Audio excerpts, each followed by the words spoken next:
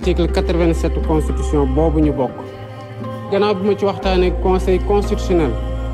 laaj ko ban mooy date bi nga xamante ne su ma ci dissoudre assemblée nationale dinaa tegu ci yoon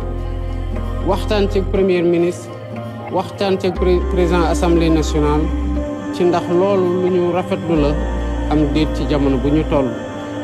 ci laa jël décision ne assemblée nationale bi tas naa ko bis ni ki tey dinañ dem nag bu soobee yàlla ci élection yu bees yoo xam ne mu ngi nar a amee ci dimanche fukki fan ak juróom-ñaar ci weeru novembre ci at bii ñu nekk li waral ma tas assemblée nationale du lenn lu dul bëgg ñu delloowaat ci askan bi pour man mii ci sama bopp ma laaj leen ñu jox ma jumtuwaay yu tax ma mën a doxal li nga xamante ne loolu lañ ma wóolu kon tey jii askan bi moo moomaat boppam moomaat baata te am sañ-sañu xam na kan lay jox majorité assemblée nationale pour mu doxal article 3 bu constitution bi dafa wax ne sañ-sañ bi askan wee ko moom kon sañ-sañ googu delloowaat nañ ko ci askan wi ku ci ne nag am sañ-sañ tamit dem ci askan wi laaj leen taataan seen baat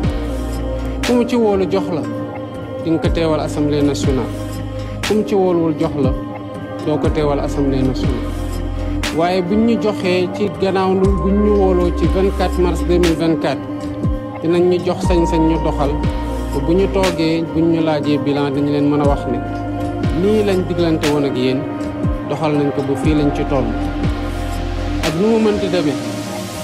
nguuru Sénégal doggu nañ wote yi ñu dem dinañ ko organiser gu mucc ayib ba li nga xamante ne moom la sénégalais yi tànn doon lu génn ci mbañ gàcc